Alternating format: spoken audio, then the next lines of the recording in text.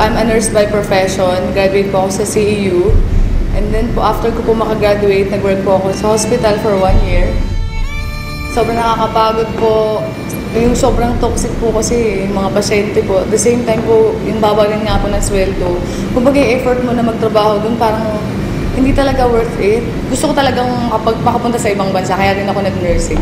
Napapagod lang ako, tapos po wala rin ako naiipon. Kung dito lang ako magtatrabaho, walang mangyayari sa future ko. Nung naka 1 year na po ako sa hospital, kumbaga parang na-realize ko na hindi ako para dito sa hospital. Hanggang nag-work ako, nag-apply po ako sa bangko. Kasi nga medyo mas mataas ang sweldo. Ang hirap-hirap magbilang ng perang hindi sa'yo. Milyon-milyon po araw-araw ang binibilang ko. Pero parang sabi ko, kailan kaya darating yung time na sariling kong pera naman yung binibilang ko. Sa araw-araw po na pagtatrabaho ko sa bangko, aga-aga ko pong gumigising and then late, sobrang late na po ako umuwi. Tapos wala pang 500 yung kinikita ko sa isang araw. Kumbaga talagang hindi po talaga siya worth it na pagtrabahuhan. Minsan, na-short din ako sa bangko. Siyempre, kailangan mong bayaran yun, di ba? Magkano na nga lang po yung sinasweldo ko sa bangko, tapos kakaltasan ka pa. Wala po talaga ako naiipon. As in, puro po nga po utang talaga. Kasi, yung pong kinikita ko na para sa kinsenas at katapusan, inuutang ko na po. Kaya po pag halimbawa sweldo na po, dumadaan lang sa palad ko at kailangan ko nang bayaran yung mga dapat ko pong bayaran. Naisip ko, paano na yung future ko? Kapag kung ganito lang ng ganito. Etong negosyo na to, pinagdasal ko kasi talaga siya. Nung after ko pong magdasal, actually mga ilang days lang namit ko po si Upline Jong Jorge, na isa rin po sa mga Millionaires Club ng Royal. Kumbaga po, sobrang blessing na ma-share sa akin yung opportunity. And-explain niya sa akin yung negosyo. Ang ganda pala talaga ng Royal. At the same time, yung products ng Royal napakaganda. Sobrang dami ng produkto. Ang kumpanya, very stable. As in, nung napakinggan ko yung negosyo ng Royal, yung pananaw ko sa buhay, sobrang nag-iba. Sabi ko, meron palang ganitong opportunity. Bakit ngayon ko lang nga talaga pinakinggan? Kasi sabi ko, meron namang opportunity sa Pilipinas. Bakit kailangan ko pang pumunta ng ibang bansa? Actually, nung umpisa, sabi lang naman sa akin ni Jong, idadagdag ko lang sa ginagawa ko. Hanggang dumating yung time na ginagawa ko yung negosyo, yung kinita ko po sa Royal ng 1 week, katumbas na po ng 3 buwan sa bangko.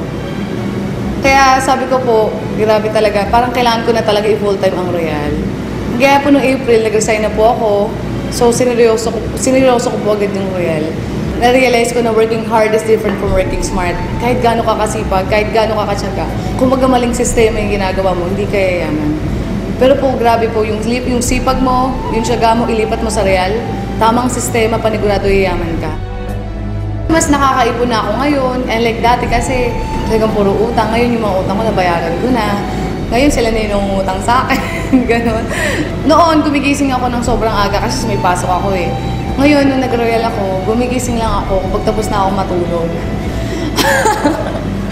After 7 months lang, nakabili po ako ng brand new Ford Fiesta because of Royal Business Club. Kaya sobrang thankful po ako, buti na lang may Royal. Lahat po naging negative sa akin, sobrang naging positive po sila. Yung pera na dati sa bangko, sobrang pagod ako magbilang ng perang hindi akin. So nakakatawa dito sa Royal, sariling pera ko na yung binibilang ko. Doon ko nakita na yung magulang ko po sobrang proud sa akin. Kumbaga kahit hindi ako nakapag-ibang bansa, kayang-kaya kong tuparin yung mga pangarap ko kahit dito lang sa Pilipinas. Kasi may Royal Business Club. Tsaka dito nakakatulong ka sa mga tao eh. Yung ginagawa mo hindi lang para sa sarili mo, pero para din sa iba na may mga pangarap din. Kasi ako nakuha ko na yung pangarap ko. Pero yung mga kasamahan ko na naging part ng Royal, gusto ko rin silang matulungan na makuha rin nila yung mga pangarap nila. Ang sasabi ko lang lalo na sa mga kabataan, sa mga empleyado rin na tulad ko, syempre naging empleyado rin naman ako, na maging open-minded lang kayo. Buksan nyo lang yung puso at isipan ninyo. At the same time, dito hindi naman sinabing iwan mo yung ginagawa mo eh. Ang sabi lang naman ni Royal, idadagdag mo lang sa kung anong ginagawa mo. Kung wala kang dinadagdag sa ginagawa mo or binabago, hanggang dulo wala namang magbabago. Meron lang kasi akong binago, meron lang akong dinagdag, kaya may nagbago. Kumbaga yung mga pangarap ko, nakuha ko because of Royal Business Club. Buti na lang may Royal.